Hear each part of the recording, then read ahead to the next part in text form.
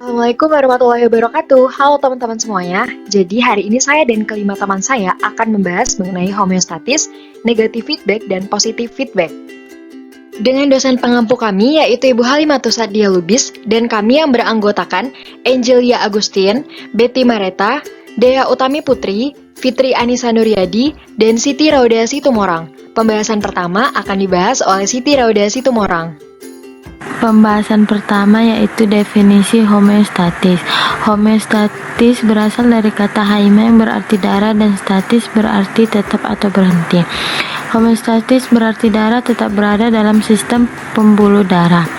Homeostatis adalah segala upaya yang dilakukan oleh tubuh kita agar lingkungan hidup sel di dalam tubuh kita, yaitu cairan ekstrasel, selalu dalam keadaan statis, konstan atau menetap. Homeostatis merujuk pada ketahanan atau mekanisme pengaturan lingkungan kesetimbangan dinamis dalam badan organisme yang konstan.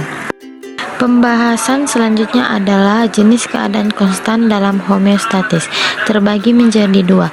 Yang pertama, sistem tertutup keseimbangan statis, di mana keadaan dalam yang tidak berubah seperti botol tertutup.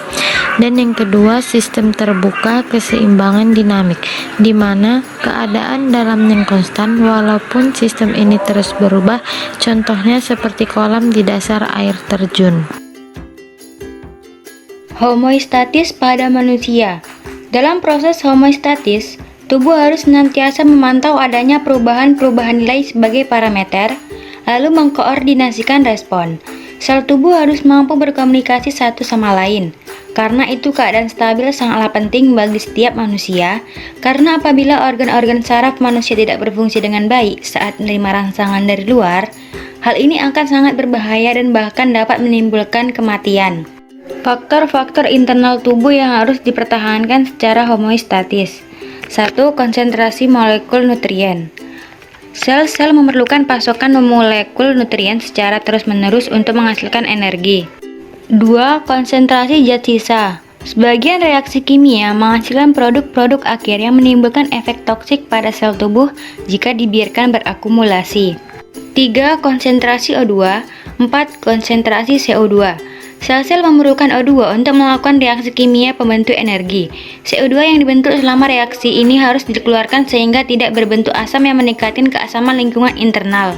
5. Konsentrasi air garam. Konsentrasi garam dan air di cairan ekstrasel mempengaruhi beberapa banyak air yang masuk atau keluar sel.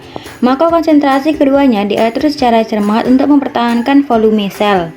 6. Konsentrasi suhu. Sel-sel tubuh berfungsi optimal dalam kisaran suhu yang sempit. Jika sel terlalu dingin, maka fungsi sel akan terlalu melambat. Dan yang akan lebih buruk lagi, jika sel terlalu panas, maka protein-protein strukturan dan enzimatik akan terganggu atau rusak. 7. Kestabilan pH. Perubahan pada pH berpengaruh buruk pada fungsi sel saraf dan merusak aktivitas enzim semua sel. 8. Elektrolit. 9. Volume. 10. Tekanan. Komponen lingkungan internal yang beredar, yaitu plasma, harus dipertahankan pada volume dan tekanan darah yang sekuat untuk menjamin distribusi penghubung antara lingkungan eksternal dan sel yang penting ini ke seluruh tubuh. Selanjutnya ada pengendalian tubuh mekanisme umpan balik. Perubahan kondisi lingkungan internal dapat timbul karena dua hal, yaitu adanya perubahan aktivitas sel tubuh dan perubahan lingkungan eksternal yang berlangsung terus-menerus. Untuk menyelenggarakan seluruh aktivitas sel dalam tubuhnya, hewan selalu memerlukan pasokan berbagai bahan dari lingkungan luar secara konstan, misalnya oksigen, nutrien, dan garam.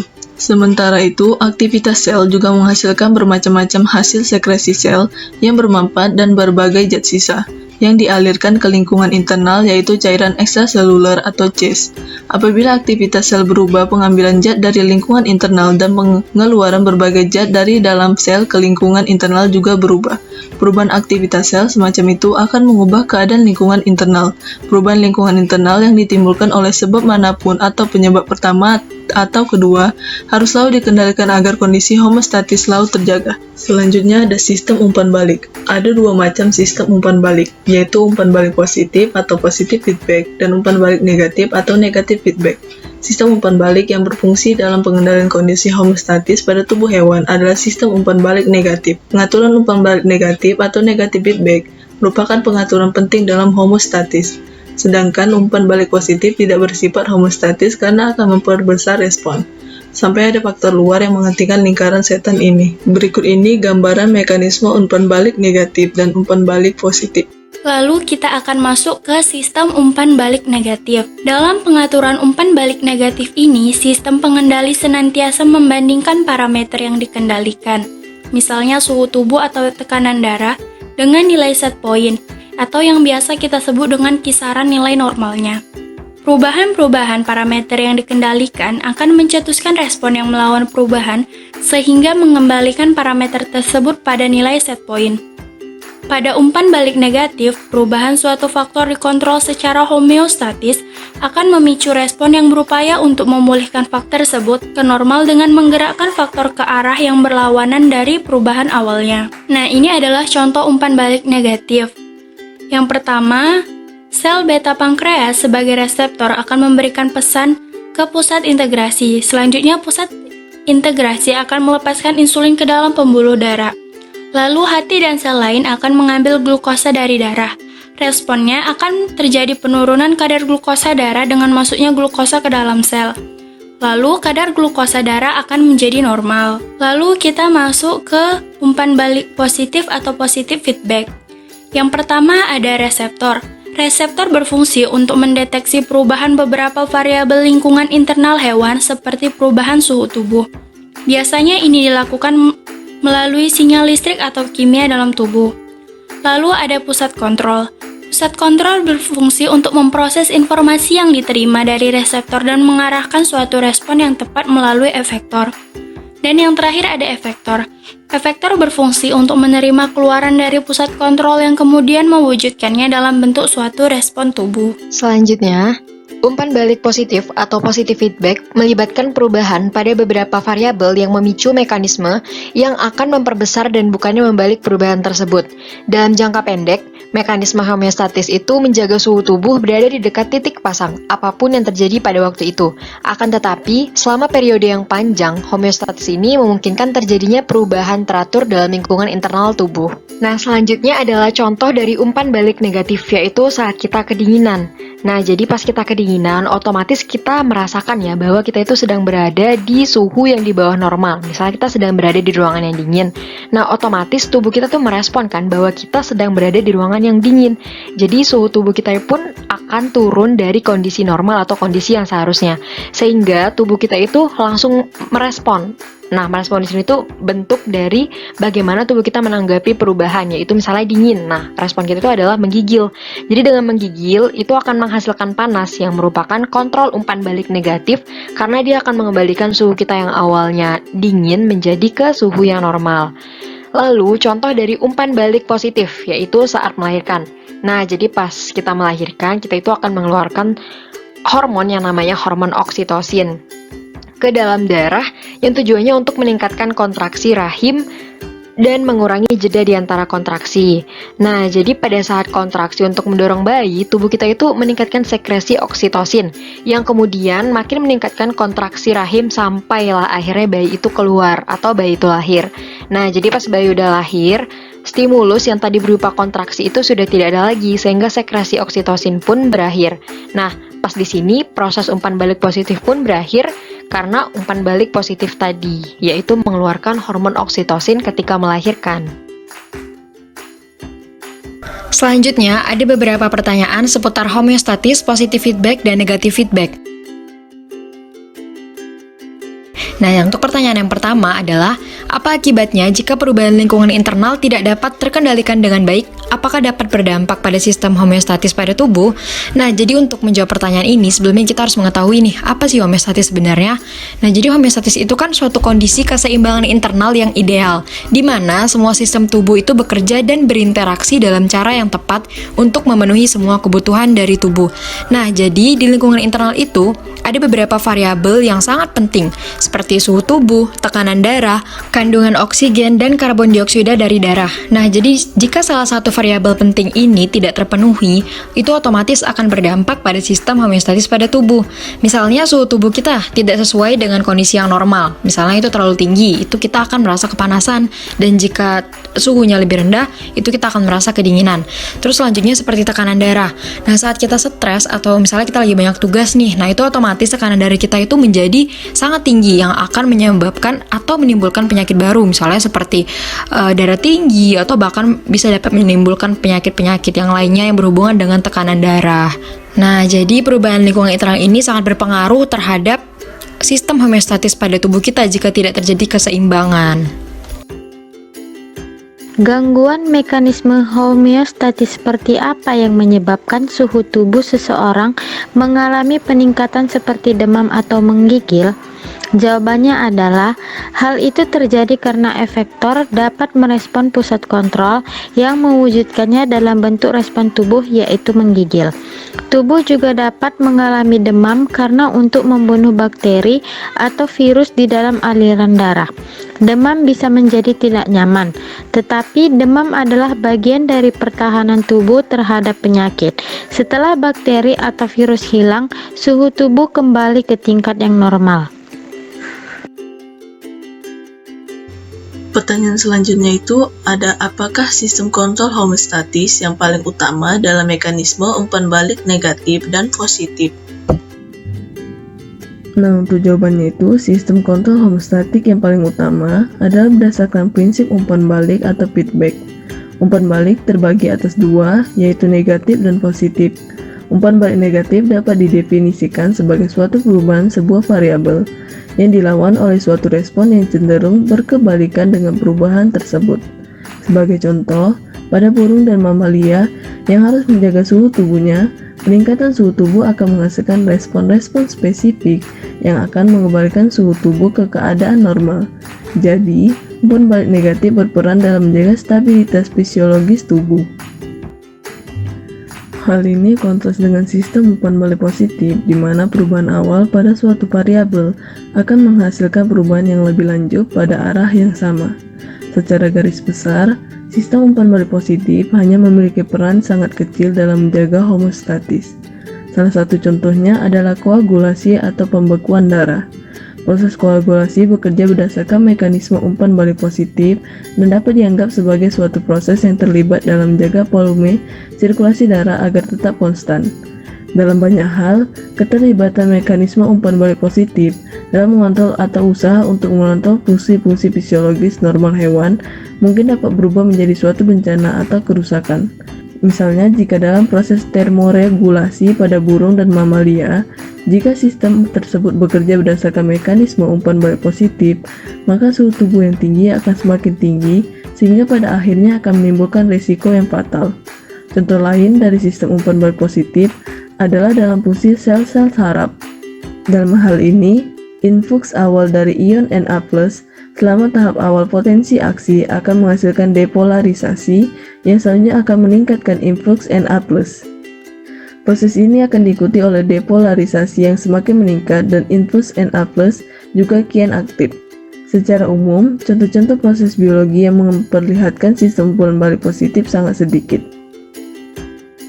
Jika terjadi kerusakan atau kesalahan homeostatis pada salah satu faktor internal tersebut, bagaimana dampaknya terhadap tubuh? Dalam ilmu biologi, homeostatis adalah keadaan kondisi internal, fisik, dan kimiawi yang dipertahankan oleh sistem kehidupan. Ini adalah kondisi fungsi optimal untuk organisme dan mencakup banyak variabel seperti suhu tubuh dan keseimbangan cairan yang dijaga dalam batas yang telah ditentukan sebelumnya, atau yang biasa kita sebut dengan kisaran homeostatis. Variabel lain termasuk pH dan cairan ekstraseluler, konsentrasi natrium, kalium dan kalsium ion, serta bahwa dari tingkat gula darah, dan ini perlu diatur meskipun ada perubahan lingkungan, pola makan, atau tingkat aktivitas. Masing-masing variabel ini dikendalikan oleh satu atau lebih regulator atau mekanisme homeostatis yang bersama-sama mempertahankan kehidupan. Homeostatis disebabkan oleh resistensi alami untuk berubah ketika sudah dalam kondisi optimal, dan keseimbangan dipertahankan oleh banyak mekanisme pengaturan. Semua mekanisme kontrol homeostatis memiliki setidaknya 3 komponen yang saling bergantung untuk variabel yang diatur, yaitu reseptor, pusat kendali, dan efektor.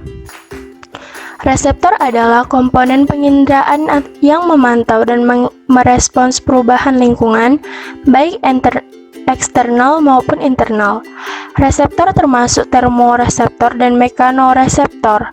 Pusat kendali meliputi pusat pernafasan dan sistem renin-angiotensin. Efektor adalah target yang ditindaklanjuti untuk membawa perubahan kembali ke keadaan normal. Pada tingkat sel, reseptor termasuk reseptor inti yang menyebabkan perubahan ekskresi gen melalui regulasi naik atau turun, dan bertindak dalam mekanisme umpan balik negatif. Jadi, jika terjadi kesalahan atau kerusakan homeostatis dalam tubuh, maka akan menyebabkan timbulnya penyakit atau kerusakan di dalam tubuh. Contohnya, dalam faktor internal adalah konsentrasi suhu. Nah, jika suhu badan seseorang tidak seimbang, misalnya suhu badan seseorang terlalu tinggi, maka orang tersebut akan mengalami demam. Bagaimana keadaan tubuh seseorang jika tidak memiliki homeostatis dan bagaimana cara untuk menjaga kondisi homeostatis tetap stabil? Jawabnya, jadi seseorang yang tidak memiliki homeostatis otomatis dia mengalami gangguan homeostatis. Tapi kebanyakan gangguan homeostatis bersifat ringan dan hanya sementara karena sel-sel dalam tubuh akan segera membaca perubahan yang terjadi dan segera menyesuaikan diri dengan kondisi tersebut. Namun bisa juga homeostatis terganggu dalam waktu yang cukup lama. Misalnya ketika tubuh terkena infeksi yang menyebabkan tubuh menjadi lemah dan sakit. Cara menjaga kondisi homeostatis. Homeostatis adalah mempertahankan kondisi seimbang tubuh manusia, dan keseimbangan tubuh dapat berubah-ubah sesuai kondisi lingkungan, baik dari luar tubuh atau dalam tubuh. Tubuh kita memiliki sistem pengaturan yang selalu membawa kondisi di dalam tubuh ini menuju ke arah seimbang.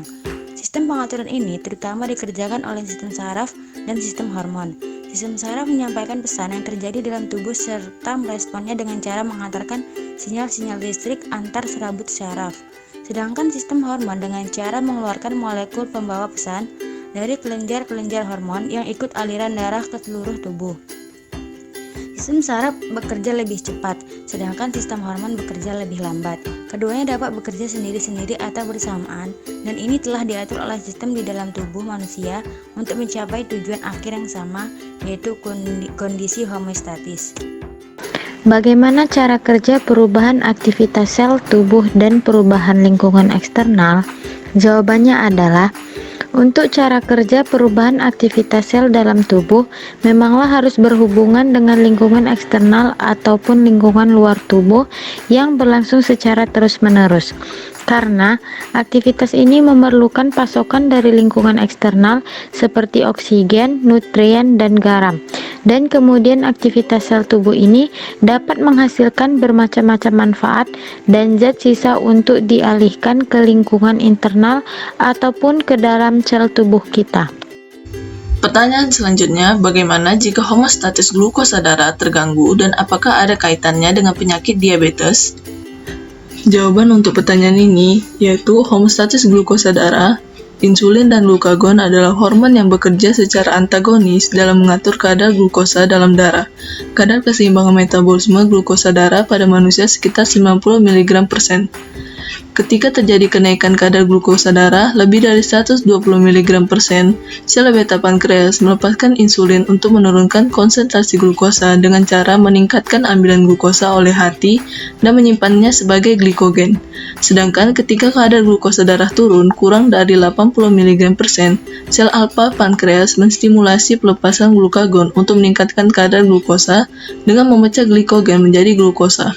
Melalui umpan balik negatif, konsentrasi glukosa darah menentukan jumlah relatif insulin dan glukagon yang diekspresikan oleh sel-sel pulau Langerhans. Insulin memperlambat perombakan glikogen dalam hati dan menghambat konversi asam amino dan asam lemak menjadi glukosa. Hati dan otot rangka menyimpan gula sebagai glikogen, sementara sel-sel jaringan adiposa mengubah glukosa menjadi lemak. Secara normal, glukagon akan memberikan sinyal ke sel-sel hati untuk meningkatkan hidrolisis glikogen, mengubah asam amino dan asam lemak menjadi glukosa dan memulai pelepasan glukosa secara perlahan-lahan ke dalam sirkulasi.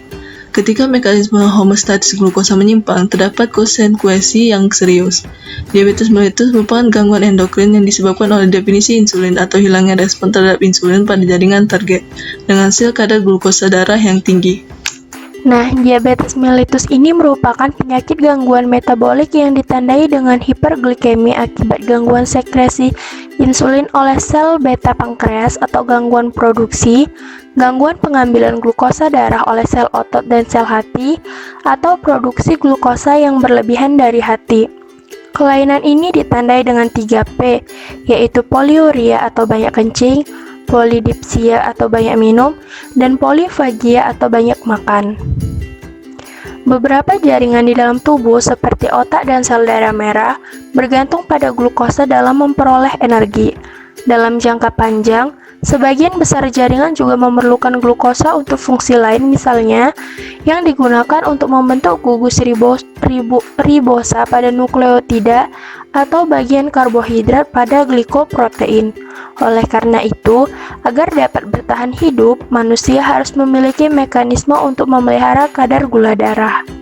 Berikutnya, apa yang terjadi pada tubuh jika organ saraf pada manusia tidak dapat berfungsi dengan baik dalam menerima rangsangan dari luar? Apakah kondisi itu mengganggu sistem homeostatis dalam tubuh?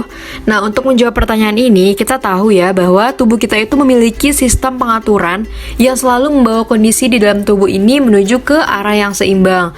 Nah, jadi sistem pengaturan ini terutama atau lebih dominan dikerjakan oleh sistem saraf dan sistem hormon.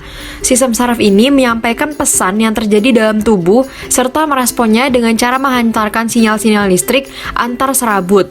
Nah, sedangkan sistem hormon ini dengan cara mengeluarkan molekul pembawa pesan dari kelenjar hormon yang ikut aliran darah ke seluruh tubuh. Jadi, sistem saraf ini bekerja lebih cepat, sedangkan sistem hormon bekerja lebih lambat.